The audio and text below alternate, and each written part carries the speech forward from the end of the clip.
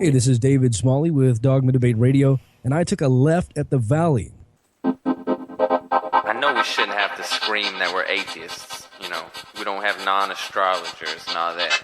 But with the religious people taking over the world, I mean, we can either speak up or be pushed into a corner. I'm proud to be an atheist, a skeptic, a non-believer, an infidel, a heathen. I call it how I see it. I say it's ignorance and you just call it faith and unsubstantiated claims. That's something to be ashamed. I'm an atheist. Atheist.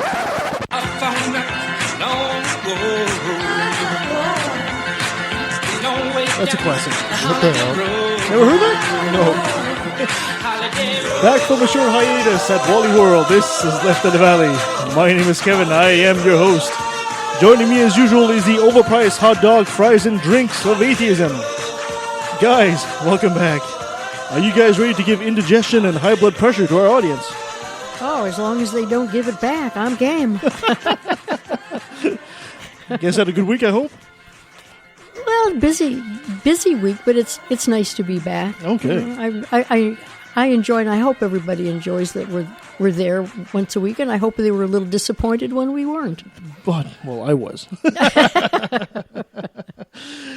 Today we're going to be talking about, Tyler, what's the name of the book? The Origins of Religion. Yeah, that should be great with our guest, Ben Andrews, that we'll bring shortly. But first, I want to get into a little something I thought you guys might find interesting. The whole burkini debate. The burkini. Yeah. So this is a law that was adopted in France. That was a kind of a retaliation from the attack in Nice last July. It's the authorities are saying it's done to protect secularity, and a lot of the French are saying it's the inability of Islam to adapt to France and secularity. Is it just hatred? For those people that might not know what happened here, is France has passed a couple of laws that saying the burkini, which is essentially kind of like a burqa for swimming, or like Muslim wear. Covers the whole body. Yeah, it's like a full suit, bathing suit. Should not be allowed in public beaches in France. What do you guys think about this? Do you think the French are out to dinner on this, or do you think they might have a point? If I recall correctly, they made the burqa in general illegal in Belgium. Yes. Okay, that's correct. Well, they've made several things like that. Several towns. The veil, for example, is not allowed in public either, and I think the burqa as well. I can understand certain circumstances, like if I, dressed up in a full burqa and, you couldn't see my face and I walked into the bank. Yeah. You might have an issue with that. But, I mean, even as an atheist, it's at the beach, right? We got bigger problems. I wouldn't be spending my time and energy on that. Yeah, I mean, if you have a person who belongs to a religious group, or maybe not even a religious group, some kind of a secular group that doesn't like exposure, of the body, men, women, or whatever, are they also against the law? Is it only Muslims? If you have a sun allergy and you wear a lot, I mean, who is it hurt? I look at it, who is it harming? Are they afraid that people are going to attack a person wearing that, or where is the harm? Yeah, I understand that. I'm not sure where I stand in this debate. I almost, as a francophone myself, I almost understand very well what the French are trying to do here. I don't think it's out of hatred. I don't think it's out of we hate Muslim or Islam, because there are some laws passed like that too for yarmulkes, for example, and stuff like this. It's France, for example, has a long history of they go beyond separation of church and state. For them, the religion should be separate from the national identity. And this actually spans from the French Revolution. Which we covered at one point in history. Yeah, the king, of course, had the divine consent of God to rule like an ass. So when the French took over and decided, we're not going to have any king, well, they kind of threw the church out in a way as well. I think we have a tendency to look at this a lot with our North American eyes of, individual freedom. And I don't think the French are looking at it the same way. I think the French are basically saying, look, we hear it all the time right here in Canada or the U.S., for example. When somebody comes over, how many times do you hear somebody, well, you come over from your country, you can't even learn the freaking language? Why? Why can't you adapt to society here? And I think the French have taken that maybe a bit further than we would down here. So I'm not going to say the French have lost their gourd. I think they're being a bit genuine in what they're trying to do here. Seems like anti-multicultural. I don't see the pragmatic reason here. I'm a pragmatist and a utilitarianist. Like I said, I understand not letting them into the bank for the same reason you can't wear a Halloween mask into the liquor store. Experienced that one firsthand. But what's the pragmatic reason? I think what bothered me, I'm sorry, Kevin, I just stepped off. No, go right ahead. Step on me. What bothered me was, and I didn't read the entire article, but what bothered me is the photograph of the armed French police with this poor woman, and all she's doing is, making sure that her body is covered, and yet they wanted her to take it off in front of everybody at the beach. How is this? I agree. I think that being was a step humane too far. to anybody. I totally agree. I think that was a step too far. However, I think the spirit of the law, what they're trying to do here, is good. It's a bit the same debate we had here when Quebec tried to pass that law about government officials removing all religious symbols. Well, when a Jewish person walks into any building in France, are they not allowed to wear a hat or a yarmulke or a head covering? That's a good question. I'm not exactly sure. Can the nice little Catholic girl not wear her cross? Can nice little Jewish girls or men not wear the Star of David? How far?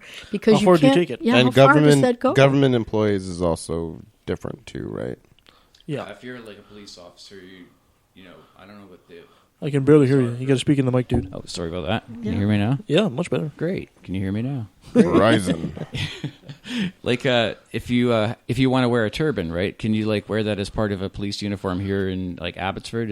That's considered? Yeah, I wasn't sure what they decided. In the RCMP, you can. Yeah, I wouldn't care if they did. My issue is when they want to wear the turban instead of a military helmet or instead of a motorcycle helmet, because that's a pragmatic reason. Yeah. No, that makes sense. No, you can still do that here. If you seek, for example, you can wear just your turban and not wear a motorcycle helmet. There's okay. Well, whatever. You know what? If people don't wear motorcycle helmets and they get into accidents and they get hurt, fuck them. Well, yeah, but then everybody will say, yeah, but your insurance rates goes up too, right? Yeah. These are like pretzel laws. You can't. They're just absolutely pretzel laws, and it's impossible. Well, it's possible depending on the point of view. But if you take everybody into consideration, you end up like a deer in the headlights trying to figure it out. Although we should have somebody on the show that will perhaps give us a better insight into all. Not that you aren't, Kevin. But we should get somebody. Because I think it would make a great full show discussion. I think we have bigger problems and we should prioritize. But I didn't know the town or the city in France was called Nice. Nice. Yeah, my phone. Yep. So funny. It says nice? Yeah. There there was a terrorist attack in Nice today. I'm like, well, isn't that ironic? No. I have to understand that in France, they've had a huge influx of Muslim, very recent too, and they've opened their doors to Islam and Muslim, I should say. So I don't think it's you can call it, it's not hatred towards Islam. Of course, there is going to be a segment of the population, probably a conservative segment of the population, that's going to go, oh, these freaking immigrants, they should go back home and all that. But I don't think that's what's pushing it. I think what the government here is trying to do is say, if you come from an Islamic country and with Islamic traditions, and you bring your traditions here, it isolates you from the rest of the population. It makes integration much more difficult. By making integration much more difficult, they all piled up in the same area, and that area becomes problematic. Because then you have a whole bunch of people that are not integrating, they're not getting jobs, they're not living the quote-unquote Western dream, and then, of course, violence erupts, etc., etc. So I understand the authorities' position on trying to remove the person from the religion to have him integrate better into France. I totally understand that. This isn't a freedom of religion, it's a freedom of religious expression. But to me, there's no straight line between that and wearing a burkini at the beach. Yeah, no, I agree. Because I could, as I say, if I had a sun allergy and I'm sitting right next to the burkini lady and we're both shielded, and only one of us has to strip down, I think that's discriminatory. I agree. It wouldn't bother me if somebody was wearing a burqa Yeah, or I mean, there's burkini no- or whatever. I can understand if your face is covered. That makes people nervous because you can't ID somebody. That's a pragmatic reason, but So maybe these police officers have taken this a bit too far. yeah, I would say. Absolutely. If they as a stripped her on pragmatist, beach like yeah, that, yeah, for sure. I'm a pragmatist, so I don't see. I know the you've been point. saying that like 10 times. I already. know, but that's what Anybody who does not know, Tyler is a pragmatist. Yes, What's a everybody needs to pragmatist? look at things that way. Everybody needs to, I think, anyways, because then we just get into these stupid emotional discussions that doesn't actually produce any results. Right? No, we don't. Because I'm sure if I went to the beach and I wore a regular bikini, the police would come and beg me to cover up.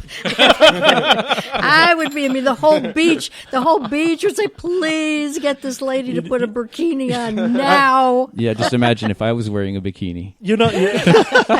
You're not. I was about to pull that joke, Nancy. You were just faster than me on the draw. We've been there. doing this show too long, Kevin. We're starting to think alike. I just beat you to it. Nancy in a bikini and me in a Speedo on the beach. Something There you we don't go. want to see. It's prohibited by the government. Hand in hand, let's go to go to Vancouver and see what happens. Let's get with this day in history, dear. Okay, here we go.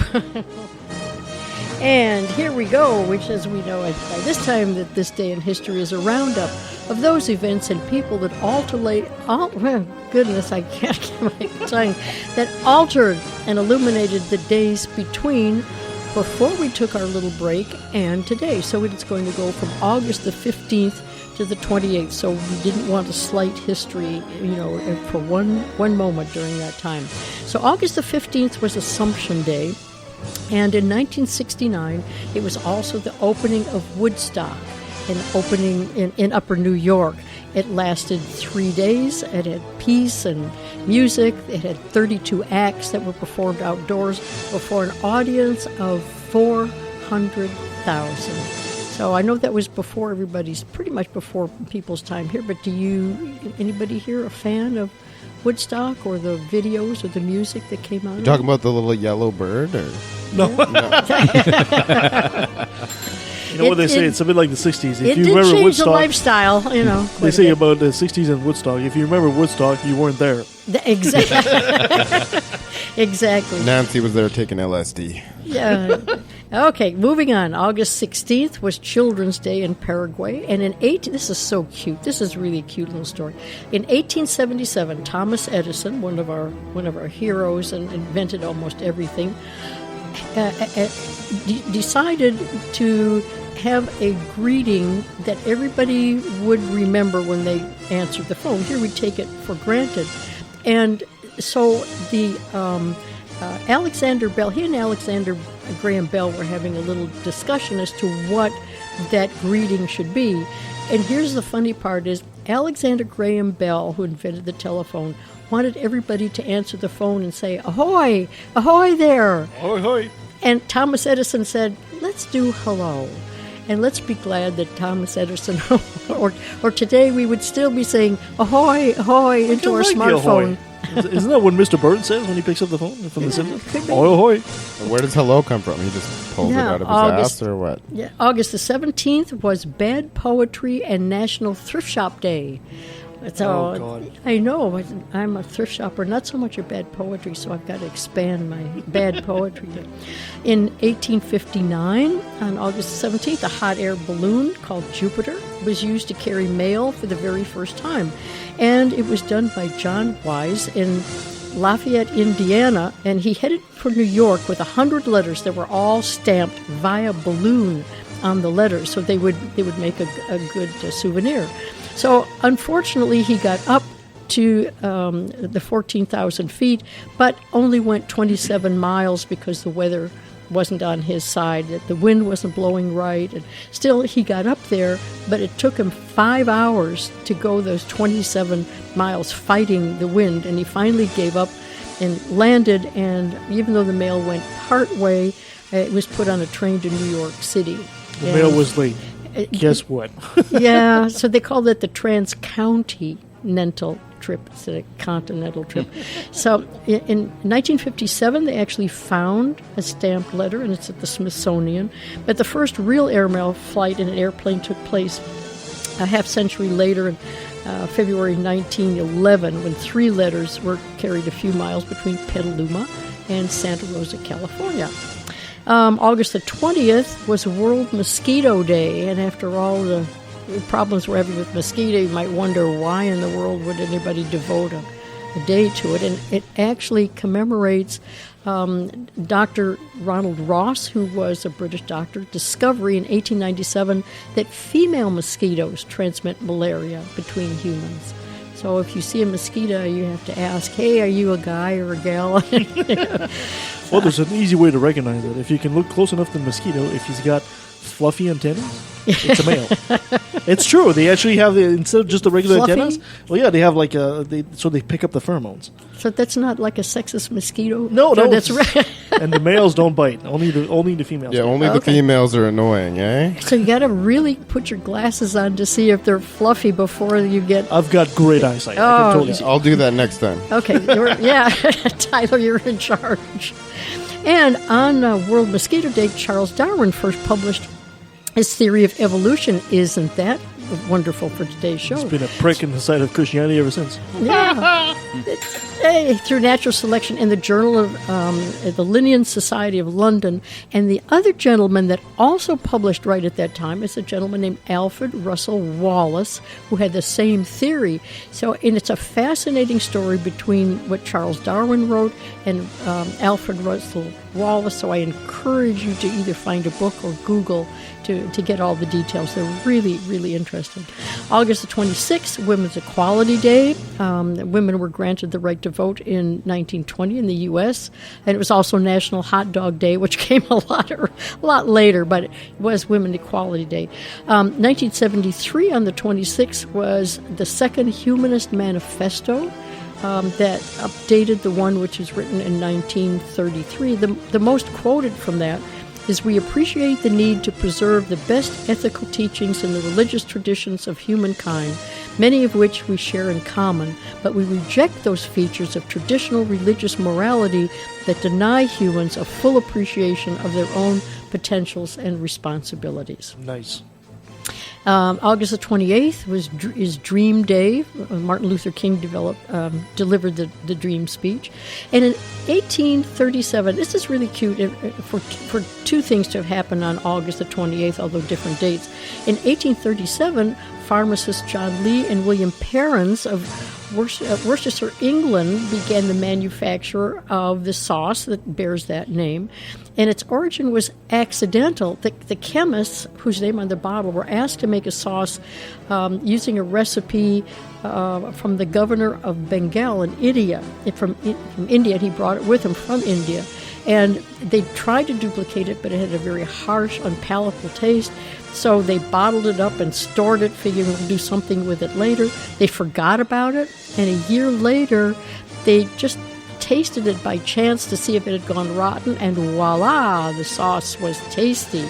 So upon selling the new savory sauce, they found a continued demand up until today. So 1837. Great things do happen when you forget stuff. They do.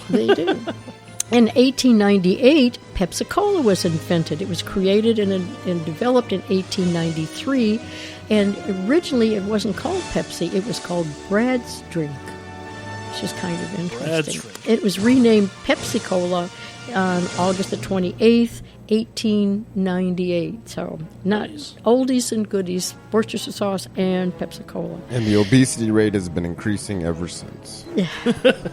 And that, dear listeners, brings to a close another passing parade of interesting, mundane, unusual, and occasionally bizarre events and people that make up this day in history. Thank you, Nancy, as usual. Very entertaining and informative. You know, my father actually used to work at Pepsi. Yeah, he worked in the warehouse. He was actually stuck 3 days in the warehouse when they had the storm of the century back east. Did he like the stuff, or was he? Oh, he had plenty to drink for that 3 days. That's for sure. I have to add a little. And then never had a drop afterward. I have to add a little correction, Nancy. Okay. Martin Luther King Jr. did not write the "I Have a Dream" speech. That was actually Donald Trump's wife wrote that. Mulaney. Thank you very much. How could I forget? I'm sorry, Melania. My extreme apologies or regrets. One of the two. I had to say Trump's wife because I had absolutely no idea how to pronounce her name. It's Melania. Yeah, with my voice software. Yeah, it's Melania is what or something. Melania. And we'll be right back right after this. What is secular humanism? Critical thinking. Knowledge is freedom. Freedom from ignorance and its offspring, fear. The BC Humanist Association has been active in the Vancouver area for over 25 years. We offer a friendly and welcoming place to make new friends, as well as free educational lectures. We invite you to join us any Sunday at 10 a.m. in the Oak Ridge Senior Center. Please visit our website for more details, bchumanist.ca. Here's an excerpt from Mum, Dad, I'm an Atheist by David G. McAfee. It is the same highly regarded concept of an afterlife that allows misguided religious people to justify the mistreatment of those who disagree with their religious ideologies. They are simply trying to protect you from eternal damnation in the afterlife by condemning you, insulting you, and even disowning you in this life. It is not to say that becoming open about your disbelief is always going to be met with these negative reactions, and, in fact, that is precisely what this work is hoping to prevent. But it is important to understand that if you experience negative reactions from religious kin, it is probably a result from the religion's teachings, and likely not from any personal vendetta or hatred. Find this audiobook and many more at atheistaudiobooks.com.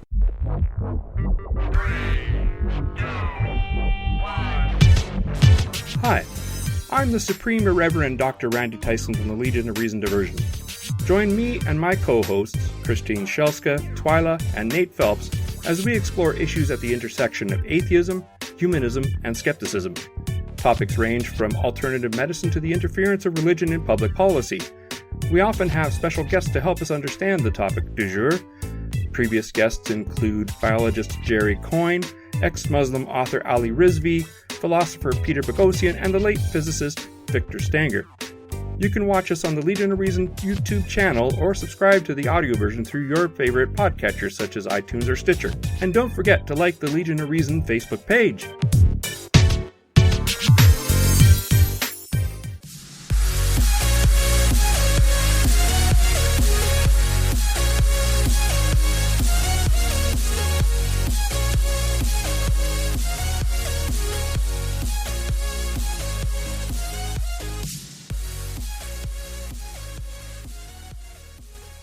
All right, joining us on the line from Barrie, Ontario, we have our friend Ben Andrews. Hi, Ben. How you doing? Good. See, we got the live audience applauding just for you, my friend. And we're going to get into the book you wrote today, but for our audience that might not know about you, would you be so kind to give us a brief Reader's Digest version of who you are? Oh, I'm Dutch-born. And went after I finished mechanical engineering in Amsterdam, I came to Canada and eventually became a high school teacher and retired from that. I was brought up in a Dutch Reformed environment with a very religious family, and even helped teaching Sunday school as a teenager, but I started questioning some of the tenets of the church that didn't make any sense to me. So I have been researching religions and especially the origin of religion. How did we get to that? For about 30 years, I would say. But not till my retirement, I started seriously writing things down. And the accumulation of that material after about 7 years of writing, I published a book. Excellent. Well, thank you so much for joining us, and Ben is going to stay with us for the rest of the show. But right now, we'll get into a segment that everybody loves called Another Brilliant Moment, brought to you by religion. Yes, another brilliant moment. I can't hear that. Don't worry about it. Now, we all know that the almighty Jewish carpenter has a tendency to smite sinners. You guys knew that, right? Whether it's tornadoes against gays or earthquakes for feminists, Christians were always quick to remind us that natural disasters are the punishment we deserve for straying away from the path of Bronze Age goat herders. But what about the good Christian preachers? Aren't they protected? You guys know of Tony Perkins? I think we're about to learn a little more about the poor man. Tony Perkins is the anti-gay Christian group. He's the president of an anti-gay Christian group research council. He revealed this week that his home had been destroyed in a flood of near-biblical proportions. Uh-oh, what did he do? Well, he lives around Louisiana. That's what he did. Yeah, I was reading about that. So I wondered what he did that God punished him that way. Well, obviously he's closet gay, and God is punishing him. I can't think of any other, reason other than that. Well, during a Monday broadcast of Family Research Council Radio, these guys have their own radio, Perkins called in from Louisiana to explain that he and his family had escaped his flooded home in a canoe. This is a flood, quote, "This is a flood I would have to say of near biblical proportion," the Christian lobbyist announced. Perkins said that he and his family were now living off God's provisions and had relocated to their RV, which had been spared. While Perkins claimed that the flood brought him blessings from God, Christian leaders have often had much different reaction to other natural disasters. After Hurricane Katrina flooded New Orleans in 2005, televangelist Pat Robertson, remember old Pat? Oh, yeah. Suggested that God was punishing the country for legalizing abortion, and megachurch pastor John Hagee declared that God had sent the floods to stop the gay pride parade. So what, Nancy, I think you had the question right there. What does this mean for poor guy there? What's his name? Well, it's so easy to totally avoid anything that you don't know about science and say, God did it because. I mean, you don't have to have a brain going on in your head. You just have to have a slight dose of Trumpism where you say, he did it, and because, God did it, whatever it is, it's just lash out. Trumpism, I like that. We should copyright that word. Does that article really say the flood was biblical proportions? This was his quote. That's funny because, yeah, it's a local flood. Oh, good one. Good one. And he got away in a canoe, and then Noah got into his RV. He had two of every pet with him. Yeah. Except for the unicorns. See, the problem was that they confused it. It was the misinterpretation. That whole GodHatesFags.com thing. God actually hates figs, not fags. Figs. That's why Jesus destroys the fig tree in the New Testament. I don't know why Jesus ain't great figs, but hey. No. Any other thought before we move on from Tony Perkins? No? I mean, there's not much really to say other than you just have to smack your forehead and feel sorry for the man. Or maybe not. Well, the funny thing is you would think after something like that, he would kind of get the irony and maybe stop this kind of message, but I will bet $20 that he won't. Yeah, maybe start believing in karma instead. Yeah. Gay prides go on without a hitch, and then his place floods. That's awesome. No, they've been believing too long to give it up, because of a flood of biblical proportions. Local flood, that's the best part. Excellent. Thank you so much for your thoughts on this. All right. Ben. Yeah, I was just thinking of the lady I saw interviewed after a tornado. Oh, yes, I remember her. And she told the reporter that she thanked God for saving her dog. And the reporter reminded her that her neighbors were dead. Oh, okay, that's not the one Okay, I thought you meant the one that was interviewed by Wolf Blitzer. Oh, that was funny when she said, "I'm an atheist." Yeah, you remember that one, Nancy? Choked up. Are you guys familiar with the George Orwell story? The guy who wrote 1984 and Animal Farm. Mm-hmm. He went and fought in the Spanish War, and he got shot, and the bullet went through his throat, and he survived. And his friends were like, "You're so lucky." He's like, "I'm not lucky. If I was lucky, I wouldn't have got shot at all." Talk about cherry picking, eh? Totally. All right. So today we're going to talk about Ben and his book. Tyler, you want to lead that discussion? Yeah, I guess I'll let him talk a little bit more about it. Ben is a friend of mine that I had met in my Facebook group, discussion group for intellectuals. I believe his book is called origins of religion. He writes a lot and posts a lot of stuff in my group.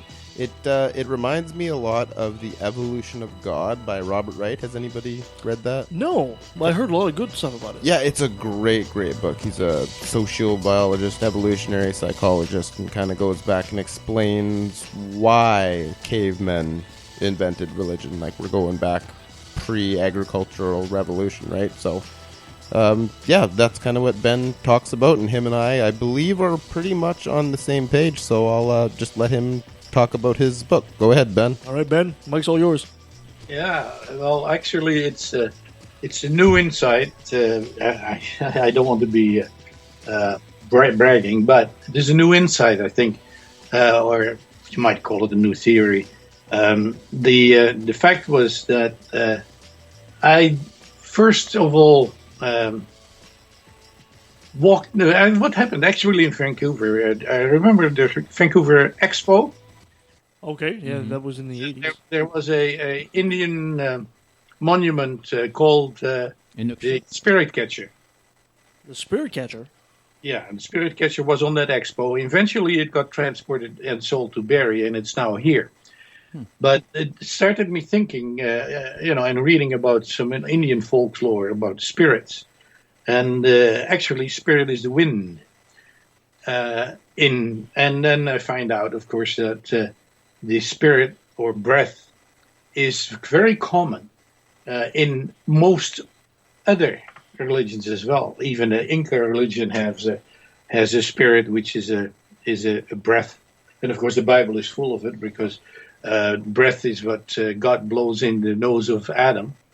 And I thought, hey, if the spirit, that is an idea that's probably common, because it was invented before the dispersion of the group that is still alive. Then I find the latest research in DNA, where Professor Myron from the Arizona University finds that the DNA of the human race is all the same, so that we're basically the same species. And there have been other species, sort of like the Neanderthals, but they're all gone by now. So this goes back to a small group of survivors in Africa. There were other human species who survived the Ice Age, but there's only one still alive or still around now, and that's the human race as well. So racism is kind of stupid, because we're all the same race. Yeah, absolutely. Yep. Yeah, so you put that together, then maybe the idea of the wind spirit was an original thought of that particular group, which is understandable, because air is the life force. You cannot do without air for minutes. You can do without food and water for a while, but you can't do without air. So if air is the life spirits, and then you go back through history where a baby is not a human until it takes his first breath, and some of the religions who said, after you die, your spirit goes back to the Great Spirit. Well, that's your last breath, joining the Great Spirit. So if the Great Spirit is that originally, then all the explanation of the spiritual world and spirits going to heaven is actually a man-made variety of the original thought that the spirit was breath. Mm-hmm. And it makes total sense too, right? I mean, to primitive humans, knowing that when somebody dies, if they're by that person's side, last thing they'll hear is the last breath of this person. Yeah. So it makes perfect sense to think that, like Christian traditions and Jewish tradition, Nancy, correct me on this, used to say that the soul entered the body with your first breath. Yeah, that's right. Which was a hell of an argument all of a sudden for abortion, isn't it? Not too long ago, of course, babies were not considered to be murdered if they were killed before they took their first breath. Yes. And that's why they often, in nunneries or whatever, they killed those babies before they took their first breath, and then they weren't murderers. But, and I understand that in some Asian parts, they still consider that that the baby is, if a baby is killed before it takes its first breath, that it is not murder. But you combine that now with those 2 points. Then is that the original spirit is an idea which is very understandable if you use Occam's razor. Is very understandable that was a widespread idea before we all dispersed into the different areas, and the fact that we are all coming from a small group of survivors. Then you combine that with the neuroscience nowadays, which says, hey, consciences and awareness is a brain function. And, my mother died of Alzheimer's. So when I started thinking about that, I said, her awareness disappeared when part of her brain started dying. So what that indicates to me is that when the brain stops, awareness stops. And therefore, there is no afterlife. And the afterlife is just a man-made idea building up on the original idea of the spirit being the life force. And so if you combine those three, then there is no afterlife. No. There is no heaven and there is no hell. Is it possible that maybe people thought that since the spirit and the breath were one and the same, that, since the spirit, quote unquote, leaves the body when you expire, that, just like the wind, it's everywhere and essentially it's endless and keeps going? Maybe that was one of the catalysts for the afterlife. Right. And the whole idea of when they say, I'm spiritual, what do you really mean? It means that you're thinking about it. What does spiritual mean? As a word, give me a definition. I mean, there's lots of definitions, but none of them really make sense. Because you can make spirituality mean anything that you want it to be. I thought it meant that if you had a glass of whiskey in your hand, you said you're spiritual. That's pretty much what it meant. Drinking spirits. That's right. Well, the atheist definition that I have come to like, which kind of makes the word pointless, is spiritual as being in awe of the universe. I'm not sure if you've ever seen that Science Saved My Soul video by that Phil Helene, whatever his name is. It gives a really good, the whole "we are stardust," that kind of thing. But when I started my website and of course Facebook and started talking about this, I got all sorts of reactions, which were very interesting. And you'll find a lot of that in my book too, when they ask a question and I answer it. So I started doing more research, especially from the questions that came down. And then I find out that a lot of people don't read academic books. So when you refer them to Hitchens or any of the writers, they haven't heard of it and they don't write it. They don't like the academic jargon that they use. So I thought maybe there is a use for a book that's written to the common people, which shows the common questions that they ask with the reasonable answers to those questions. And it also, of course, is directed at fence sitters. People who are not sure, I meet them all the time. They still go to church, but they're not sure. Or, of course, they don't want to come out. I mean, that's because it has some repercussions. When I came out as an atheist, my family didn't disown me, but they all were praying for me, right? Yeah, of course. Well, I have to add some pragmatism here because we were talking about pragmatism earlier. Mr. Pragmatist. Yeah, but when you think about what was the function, what was the benefit to cavemen, I don't know if we're talking about 100,000 years ago or 50, it doesn't make any difference. It's kind of the same thing now as, if you have children anyways, you can imagine have a caveman losing their 5-year-old kid to illness or whatever, and the kid is dead and gone.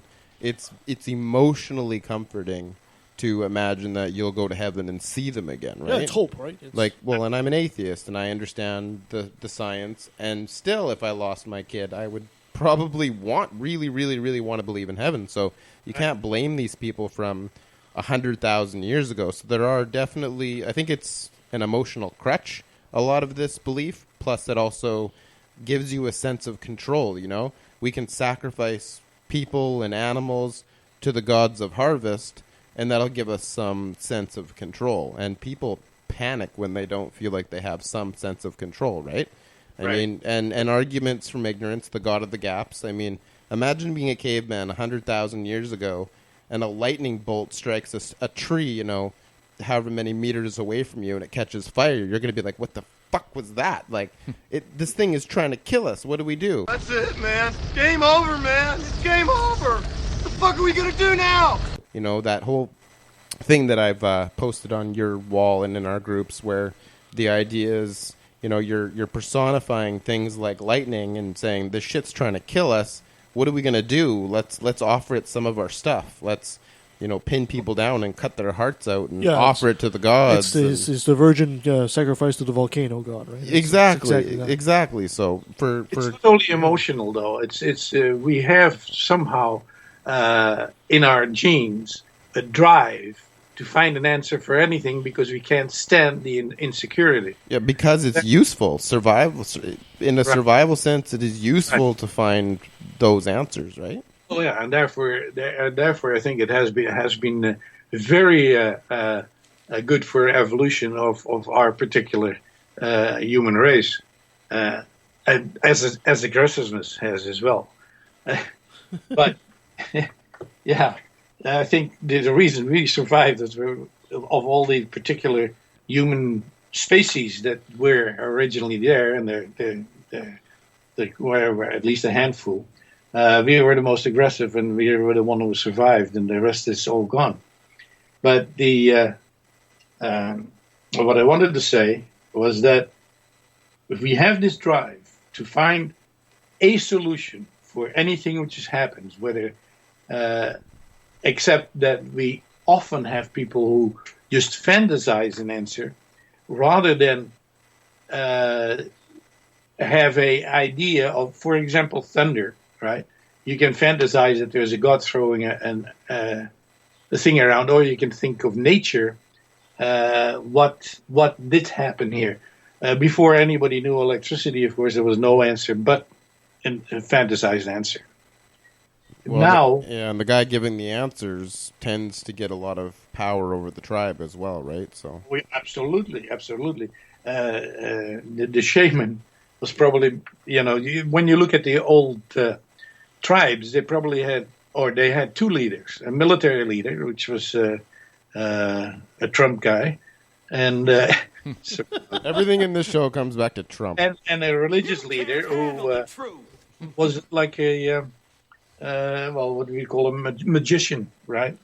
And he was very apt at fooling people, and therefore he was very, very powerful. But by now, there is enough science that people should get off this fantasy idea and start thinking critically.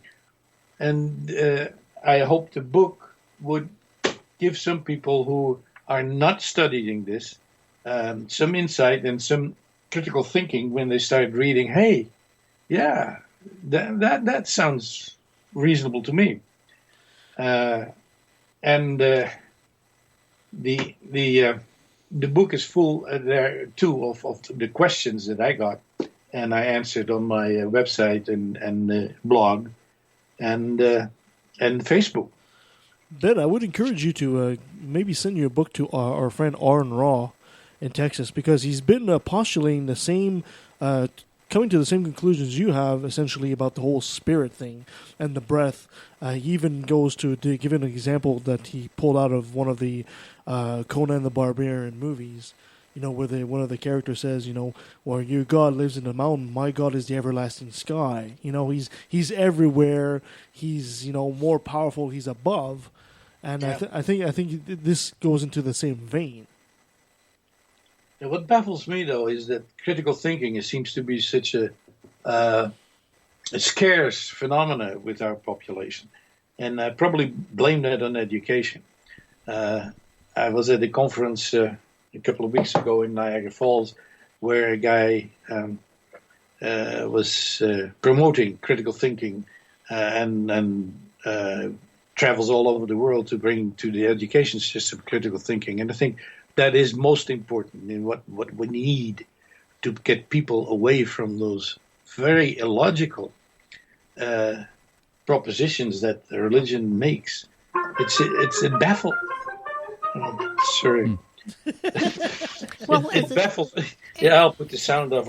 As in the States, I know as the urban centers grew and there were more children enrolled in school and classroom size got bigger, it became a lot easier for teachers. And you've been a teacher. I was a speech pathologist in the public school, but I had to do with teachers as well. It became a lot easier to design tests that had multiple choice than to have them write anything critical about the material that they've learned. And unfortunately, multiple choice took over and critical thinking just kind of, went down the rabbit hole.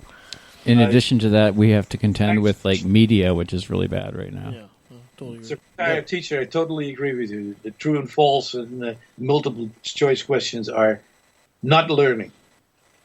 Yeah. I've always said that maybe one of the reasons why today critical thinking is so uncommon is because today you don't actually need to be able to think to survive. That's right. You can actually just go to your menial job and you don't need to invent anything. You don't need to create anything. You don't need to analyze. You just need to follow the system. And memorize this shit. Yeah. And pass the test, do the job, fuck off. Yeah. Interestingly, you test your memorization, not your critical thinking. Yeah, well, educators, at least in the primary and secondary schools, are when they go through their education courses, they're not taught critical thinking. They're not taught how to go about teaching it to the kids. They're taught how to present the information so that they can grade those papers as quick as possible and move on to the next subject. Exactly. And they're not always that versed in their own subject, so they can't really explain it well to the students in depth. The educational system has become essentially a production line. I think so. Like a little can of peas comes on without the label, and it goes out with the label, and everybody's happy. No student held back, no student left behind. We all need to run for the school board and get this shit put in, eh? You'd be a good candidate, Ben, since you were a teacher as well. Yeah. Yeah, there you go. Yeah. By the way, for people that don't know, there is no job that Nancy has ever done. I think she was even a lion tamer at some point. She's like 400 years old, so that gave her a lot of time. What? She is not. But okay, it's the emotionally comforting thing, though. I mean, you can teach critical thinking, and that's great.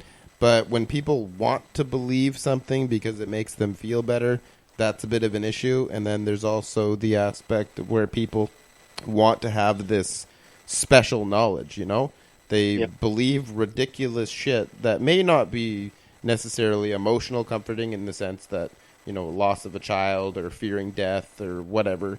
But I remember back when I was stupid as hell, I got sucked into all that Graham Hancock shit. And even though all the, European archaeology department, archaeologists around the world said this guy's a quack, I was like, it's a worldwide conspiracy. They're suppressing the truth. I know something that most people don't know. I thought I had this conspiracy theory special knowledge. So we'll probably still have to find a way to deal with that.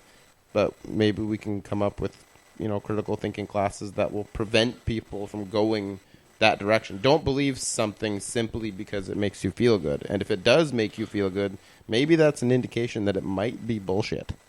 I don't know whether there's as much dumbing. We're getting far afield, Ben, and I apologize for that. I don't know whether there's as much dumbing down in Canada as there is in the U.S. I think dumbing down is almost endemic in the U.S. at this point, at least in most of the public schools. We score really high on science, and the United States is really low in science. But even here, I didn't learn shit about. I asked this in my group the other day. Nobody mentioned evolution or the Big Bang to me at all throughout all of elementary school. Right. That is kind of an issue. I didn't know. I had absolutely no idea that if you go back 100,000 years, you end up with a group of black Homo sapiens in Africa. I didn't know that until after high school. That's a shame. Like, that pretty much debunks all of racism right there. I would agree. Don't forget, a lot of the teachers don't even believe it, you know? Yeah, that's a travesty. I mean, even myself, coming from back east, coming from Quebec, where everybody is essentially Catholic, I was shocked when I moved here to BC and realized people were debating evolution. Oh, yeah. I said, are you kidding me? Because the Catholic Church endorses the Big Bang and evolution. Yeah. And So, not budging on the gay thing, though, but... Well, don't forget, we still have a flat Earth Society in the States. I don't know how many members there are, but I'm hoping most of it is just satire. I was reading there were about 500 members or so. I think the numbers have plateaued. A tiny. Yeah, they're now. I think they're now all members of the fringe. But they're now calling the alt-right or the white supremacist, or right. They're really way to the right of the Libertarian Party. They're still out there, and we've seen them crawl out from their rocks during this campaign. You're always all 500 of them, I'm sure. You're always going to have a tiny percentage of people who think that the President of the United States is a shape-shifting reptile. You know what I mean? Or he's not. Or there's he's not reptile bases. There's the Graham Hancock thing that really tipped me off because I was looking for somebody to debunk it for me because I started looking about the skeptic thing, and they showed me a book that he wrote about the face on Mars. I was like, oh, fuck. A whole book on the face a whole on book Mars. about how there's a face on Mars. Well, you guys are getting way off base here because we're supposed to be talking a bit about his book. No, but so stop talking about Graham Hancock. I'm muting you. I'm muting you. You've just been muted. No, you've been muted, dude. Yeah, People believe what they want to believe in spite of the evidence to the contrary. Whether it be religion or atheists do the same thing with ghosts and shape-shifting reptiles. It's the exact same thought process that leads people to religion. But it's frightening the percentage of people who still believe in the nonsense. Mm-hmm. You know, when you see what happens in the States, I mean, it's ridiculous. When Trump makes a statement and that millions of people vote for him, even if it's totally out of whack, it doesn't make any difference politically or religious wise. How can people believe it? If we start educating people, critical thinking, we have to start them early. And this is why the aliens have not visited Earth, because we're like the Alabama of the universe. Yeah. These aliens know, and they tell each other, don't even stop there for fuel, Zork. These people are just crazy. They think about anything, and they're obsessed with anal probing. Yeah, and we're made out of meat. Yeah. What's your question, Swatsky? Oh, yeah, it was for Ben there. I was just thinking, you said earlier about the shaman kind of, you sort of implied that the shaman would be kind of a con artist, right? Yeah. Sort of thing that would start this religion. But I think he actually would have believed exactly what he was teaching. He probably didn't understand the tricks and everything that he was doing, only that they worked. I don't think it was like necessarily like I'm sure that he believed in what he was doing. Yeah, right? But then well, basically what I'm driving at is like it almost would seem that it's part of our biology to have to compartmentalize or make up things to describe all these things, maybe in order to move past them. Like the amount of thought that would have to go into trying to understand something that you didn't like lightning, and you've never had any way of explaining it. If you had to think about that all the time, it would probably interfere with your hunting abilities and your ability to raise children or whatever, right? Right. Well, we personify everything. My 2-year-old apologizes to her socks. That's cute. No, but I gotta jump in here because I think what Ben is trying to say is, even if you are a shaman and even if you do believe in the religious teachings that you're teaching, it does put you in a position of trust to the king and therefore a powerful political position and a position that where you can actually put your favorite people in charge as well, right? I'm thinking more like along the lines of way Neanderthal, whatever. No, but even in a tribe, right? I mean, all of a sudden, if you have the ear of the tribal leader because you're the shaman, it's the same kind of political game we see today. Right? You get more food and more sex. Hell yeah! But do you think that they just usurp that point, like that position, like on their own, or do you think that people trust them enough to sort of elect them in there in the first place, and then it's passed on for some kind of tradition? Those people are not elected. Yeah, a modern example is that Billy Graham had more influence on the president of the United States than the president of the United States had on the politics of his party. Oh no, I'm just talking about origin of religion. Not in the origin, of course. What also was a drive, I think, is if you have an old story which has been passed on by song and dance about a comet doing a devastating a disaster somewhere, and that is in the memory and passed on and distorted, and suddenly the shaman sees another comet in the sky that might do the same thing, that he wants to have the power to do something about it. And by say offering up a goat or a human sacrifice, and the comet goes away and does nothing, he believes that it actually worked. Okay, yeah, I can see that, all like rituals and correlation, not causation. But okay, like you have like these ideas and everything like that. What do we actually know about how religion started? Like, what do we base this on, like factual wise? Like, I can imagine lots of different ways that it did come about, and like the lightning thing, explaining all that stuff. But is there anything specifically that we can look at? I have physical evidence, but you guys can talk first. I don't think there's really that much archaeology or anthropology that can actually.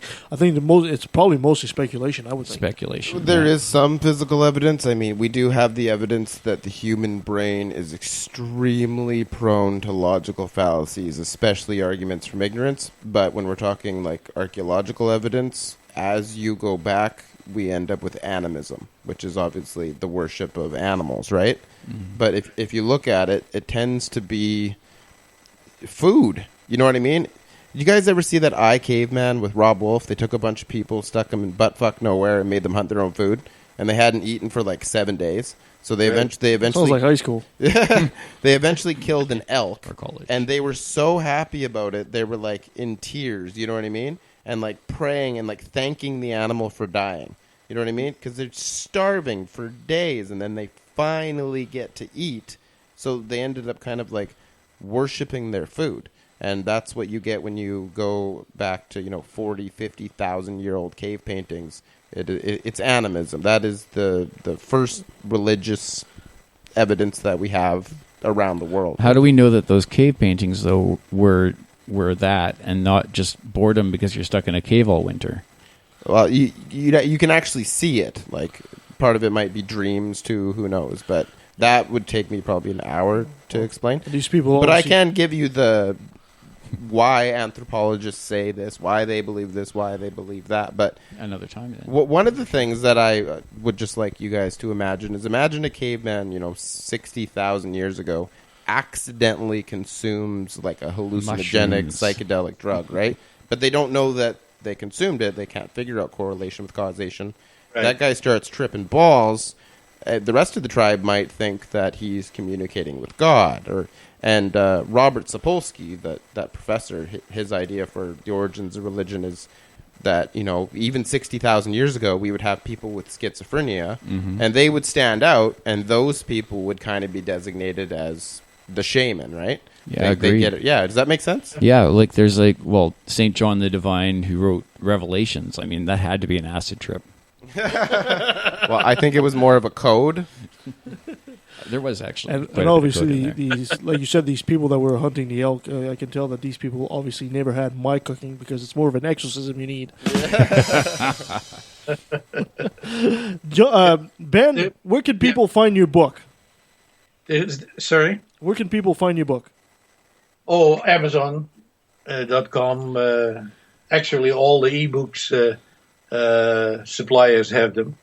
Amazon has the hard copy and the paperback.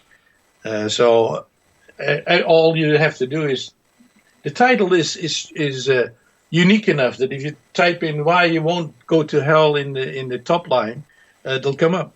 Okay, that would surprise me. And if you put my full name, Benjamin van der Weer of Andrews, on there, since it's also unique, you get to the right point. But if you just type in Amazon and go to the search box and type in why won't you go to hell, it'll come right up. Are The you gonna- website is originsofreligion.com, though? You can go to my website, and there it shows all the others, like Friesen Press and Barnes and Nobles and the other e-books that carry it. So you can just go to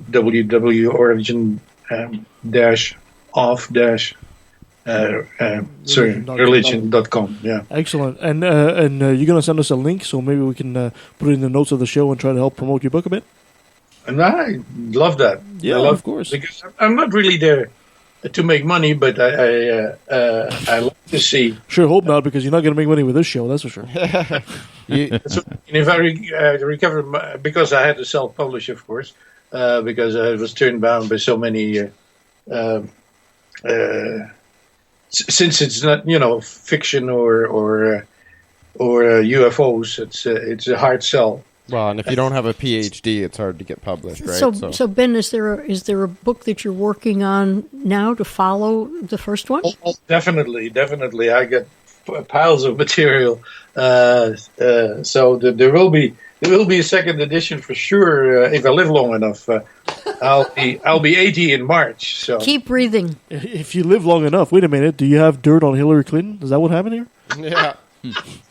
He's the same age as you, Nancy. Yeah. A couple of years ago, I had a quadruple bypass. So. Oh goodness. And I just got a new knee installed a month ago. Oh, you'll be bionic. You're going forever, totally. kiddo. And I have to replace parts, because my brain did off when I left to replace that one too. I can't read your book because I need it on audio, eh? Right. Need an audio book, so maybe we'll get Kevin to read it and record it. Yeah, okay. Which Kevin? Yeah, which Kevin? Exactly. He's got a better voice than I. I wanted to add to the origin for astrology is much the same as the origin of the spirit, because you can imagine that people when the sun plant dies if they weren't exposed to the sun, and the sun made days and nights, and the moon made tides, that they connected heavenly bodies with happenings on Earth, and they extrapolated that if those big bodies influence the things on Earth, maybe the small ones do too. Since there's so many of it, eventually they started thinking that an individual star might represent somebody on Earth, right? So astronomy developed the same way as the spirit is, and that's not a religion. Well, it depends who you ask. Well, Jupiter, Mars, those are all Roman gods, right? Right. So, yeah, there's the whole mixture that all grew together. So it's not only pure religion that evolved from the cavemen, but you can see that the cavemen knew that some smart one, right? The shaman discovered that how the tides worked when you looked at the moon. Yeah. And of course they put up all the Stonehenges where there are hundreds of those circles, and used large stones so you couldn't easily move them, where they could start predicting the future by where the sun pointed that particular day when the season would start. So it's all very logical that this developed. But now we know better. Science should take over from the fantasy, right? Exactly. Yeah, now we know aliens built the pyramids, right? No, Totally kidding for anybody who thinks I'm serious. I mean, and I just was going to the geocentric page here today, where people still believe that the Earth is the absolute center of the and not a small group of people. Well, first of all, these people are wrong because the center of the universe is Toronto, and everybody knows that. Oh, I thought you were going to say it was you. No, God, no. Yeah, so big, you got your own mass, your own Got orbit. my own gravitational pull. Yeah, there you go. Ben, thank you so much for joining us on the show. Before I let you go, can I have you do me a small favor? What is it? Can you say, hi, I'm Ben Andrews, and I took a left at the valley? Hi, I'm Ben Andrews, and I took a left at the valley. And that was Ben Andrews. Nice guy. Good Nice guy. conversation. Super nice guy. Yeah, led us down a couple of interesting wandering paths. Oh, you're clapping. I thought you were groping something. Yeah. You're doing these hand gestures. Leave Nancy alone, Kevin. Oh, jeez. Sorry, Nancy. Before we let you go, I have a little segment that we used to do. Let's do a confession. How about we do that, guys? Okay. Confession was that little segment we did where we kind of confess a sin and ask a bit of advice. Where you steal shit from the gym? I have sinned. We did this once or twice, and I thought I had a little story. I just wanted your advice on it. As you guys know, I'm a bit of a gym rat. I'm at the gym on a regular basis. And I had a bit of a interesting dilemma. I was on the bench press, heavy weight, and I was getting kind of tired. Now, what you do is you ask for a spotter. Spotter is somebody that comes behind that gives you a hand should you need it, right? Kind of security that's in case you drop the dumbbell on your head or something. Now, the problem is I'm seeing a lot. I was at the gym at that time. There's very few men, a lot of women. And I kind of felt compelled not to really ask women. Say again, please? Houston, we have a problem. Because at that point, I'm wondering, if I ask women, are they going to start thinking that I'm flirting with them and I'm trying to show off? And if I don't ask women, am I being sexist? So am I sexist for not asking women? No. What'd you have on the bench? Like 250? 300. 300 pounds? Yeah, I would just be like, help! And whoever the hell comes. Well, no, you asked for the spotter before you lift, right? Oh, it was before. I thought you don't do it while you lift it. I was going to say that, but then... I don't know whether I'd say sexist. I might say overprotective, maybe, which is, sort of not being fully aware that women are able to help you mostly to the same extent. If I was there with you, I probably wouldn't be able to help. But if you said... Would you be offended if I asked you? No, not at all. Well, yeah, but you know me. But if you did not know me, would you think it'd be an attempt at me trying to... Hey, baby. Oh, I hope it would be the case. From your lips to whatever is out there that will help me along. Absolutely, I would take it as such a compliment. But that's just me. No, I think it would depend on the way you did it. I mean, if you did it in a flirty way or if you did it in a sincere way that you need help, either way, whatever woman responded to whatever tone, I would. Bottom line, I'd ask. Okay. I wouldn't be strong enough to help you spot 300 pounds. Well, your spotter is a lot of it is psychological. I'm doing like 90%. It's just in case I'm having a hard time. Are you going to failure? Well, mostly you try, right? Well, if you're going to failure, I probably wouldn't be able to help you get it back up. Now, if there is a tiny little guy like me, and then there's a woman standing next to him, and she looks like she's on steroids, ask her. I would just put it out there and yell out, "Can somebody help?" Yeah. Hello? Somebody help before I get crushed. Gender neutral. Well, exactly. That's exactly it. I want to give women as much of a chance as men, right? I just don't want to. I don't want to be sexist or feel like I'm sexist doing it. You also don't want to make them uncomfortable, like exactly making them feel like you're hitting on them somehow. Or I've tried. I think if you create the right tone, that you sincerely need some help, see who responds. If you get a nice person to respond, that's fine. If you get do that next time I go benching. The awkward positioning too, right? Like how do they? Let me stick my head in your crotch. Yeah, you're not just trying to get your thrills or whatever. Because they're standing over top of you, and then. Some people would be so inclined to like. Thank you, guys. You were no help at all. Here's your mission if you accept it. The next time you go to the gym, ask for help and see what response you get and let us know. Well, yeah. Normally you have to establish eye contact with a specific person and then say, yeah, come and help me. Maybe I'll just ask the staff next time. Just find the hottest girl. That's the plan. Thank you so much for being on the show, guys. Coming up next week, we have Eli Bosnick of the God Awful Movies. This is going to be a blast. Oh, so fun. I want all you guys here. We're going to have a lot of fun with this guy. The guy is hilarious. And what else is coming out? We have a show on the flood coming up too as well. Yep. And more stuff. We'll keep you guys up in. Always something new and different. Exactly. And hopefully bizarre. And Sawatsky and I are going to go head-to-head and debate objective and subjective reality. We also have a debate with a Christian that was brave enough to should decide to come on the show. That's going to be fun. What? Yes. The hell you say? I know. So you can follow us on Facebook, leftatvalley.com. We're on Twitter. Send us an email, leftatvalley@outlook.com. Guys, thank you so much. Until next time. The system is broke down, working backwards, and the only action or tactic I plan to practice now is to attack them. The parties of God's hands are bloodstained, millions of murders by believers, and they're all in God's name. And Let me take a sec, don't mean to sound so hateful, but I swear to God, pun intended, I find it disgraceful that many atheists are told to be quiet. You're not alone, speak your mind, time to let it be known. I'm proud to be an atheist, a skeptic, a non-believer, an infidel, a heathen, I call it how I see it. I say it's ignorance and you just call it faith, and unsubstantiated claims, that's something to be ashamed. I'm an atheist. I'm an atheist.